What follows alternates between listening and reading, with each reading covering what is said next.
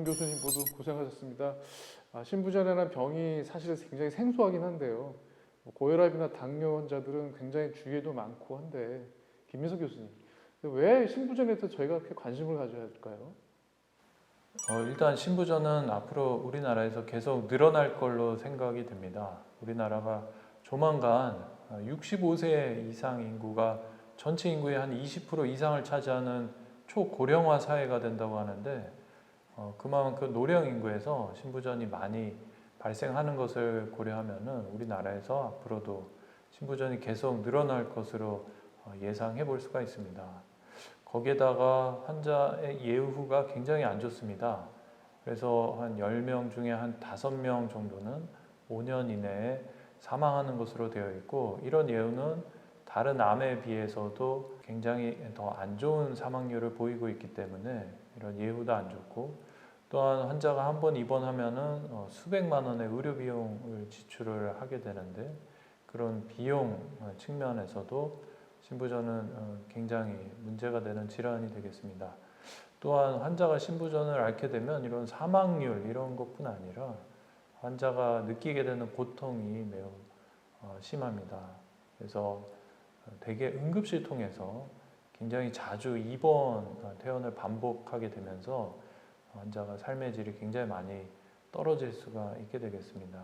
이런 것들을 다 고려를 했을 때 이런 신부전의 예방, 치료에 대해서 더 많은 관심을 가져야 되겠다 이렇게 생각됩니다. 굉장히 무서움하고 위험한 병인데요.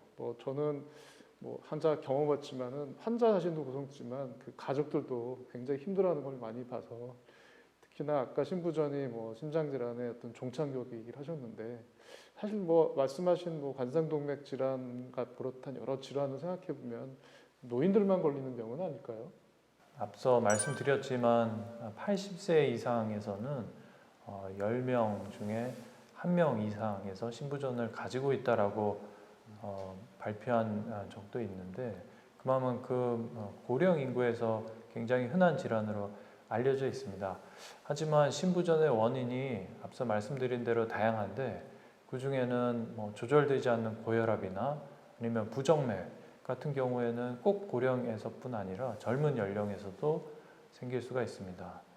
또한 심장 근육 질환에 의해서도 신부전이 발생할 수 있다라고 말씀드렸는데, 그런 심장 근육 질환은 일부에서는 유전적인 원인에 의해서도 발생할 수가 있기 때문에 유전적인 질병은 또한 비교적 젊은 나이에 발생할 수도 있습니다.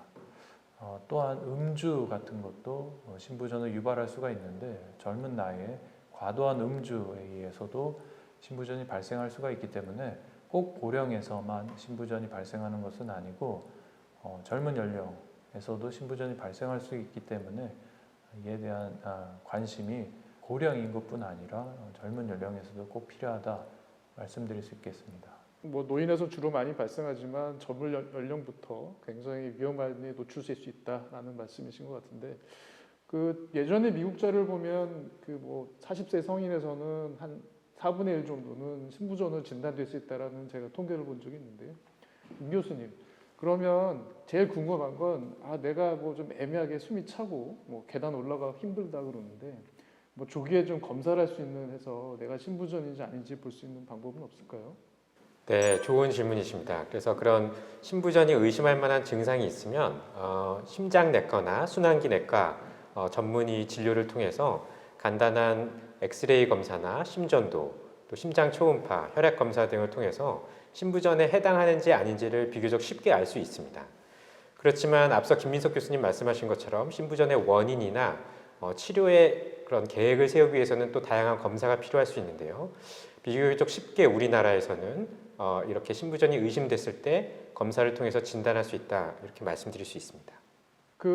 제일 궁금한 건 결국은 이제 예방을 하는 게 사실 이제 중요한 건데요. 오늘 학술 강좌의 제 목적이고, 가장 흔한 질환의 원인이 아까 이제 관상동맥 질환 하셨기 때문에 고혈압, 당뇨, 흡연 이런 우리가 흔히 이제 익히 알고 있는데요. 이렇게 약을 잘 먹고 조절하는 것도 있는데, 이제 제 개인적인 관심은 특히나 이제 30대, 40대 요즘에 좀 비만한 환자도 많고 있고, 특히 코로나 시대에 여러 가지 배달 음식도 많아서 영양학 가수 교수님들은 체중 증가도 사실 눈에 보인다고 하는데요. 이런 생활 관리 면에서 우리가 신부전 예방하기 위해서 뭐 우리가 늘상 많이 듣는 말이지만 뭐 한 두 가지 정도 중요한 거를 좀 꼽자면 어떤 게 좀 더 권고를 하고 싶으십니까? 네, 중요한 지적 질문 감사합니다. 앞서 말씀드린 것처럼 신부전의 단계를 네 단계로 나누고 그 첫 번째 단계는 아직 신부전이 아니지만 신부전의 위험 인자만 있는 경우, 말씀하신 비만이라든지 당뇨병이라든지 고혈압이 있는 경우에는 아직 신부전으로 진단되지 않았지만 그런 위험 인자를 엄격하게 잘 관리하도록 권고하고 있습니다. 그 이유는 B, C, D 단계로 신부전이 진행할수록 치료의 비용도 많이 들 뿐더러 치료가 어려워지고 김민석 교수님 말씀하신 것처럼 사망에 이를 수 있기 때문에 조기에 예방하자, 이게 중요한 어떤 질병에 대한 접근인데요. 말씀하신 것처럼 생활 습관, 식사나 운동, 체중 관리, 금연, 또 절주 이런 것들 생활 습관 관리하는 것이 가장 큰 한 가지 축이고, 또 한 가지는 앞서 소개해드렸던 고혈압이나 당뇨병, 또 암 치료를 받은 과거력, 이런 위험 인자가 있는 경우에는 정기적으로 진료를 받으면서 위험 인자를 관리하는 것이 필요하겠습니다. 예, 고맙습니다. 뭐 오늘 그 두 분 교수님께서 신부전이라는 되게 좀 어떻게 보면 낯설 수 있는 질병에 대해서 말씀해 주셨는데요. 뭐 끝으로 제가 당부를 드리자면 이제 우리나라가 뭐 대부분 이제는 85세 이상 다 살 것으로 예상되는 만큼 고령화 사회로 충분히 접어들었고 이미 30대 고혈압 환자도 굉장히 많이 들고 있고 운동이 많이 강조되지 않아서 그런지 비만 환자도 많습니다. 결국 지금에서는 잘 느끼지 못하시겠지만 40대, 50대, 60대 지나서 상당수 많은 환자가 신부전이 되고 이런 신부 환자가 되게 되면 결국은 본인의 고통과 가족의 고통 그리고 사회의 고통으로 이어지는 것 같습니다. 그런 의미에서는 이런 진단이 돼서 병이 단계에 이르기 전까지 미리미리 생활 관리하는 게 중요한 것 같고요. 뭐 하루하루에 쌓이는 그런 조심스러운 것이 결국은 나중에 60, 70이 돼서 이런 건강으로 남지 않을까 생각합니다. 네, 오늘 강의 좋은 강의 감사드리고요. 앞으로도 신부전에 대해서 많은 관심을 가지시고 특히 생활 관리 유의해 주시기 바랍니다. 두 분 교수님 오늘 수고하셨고요. 네, 감사합니다.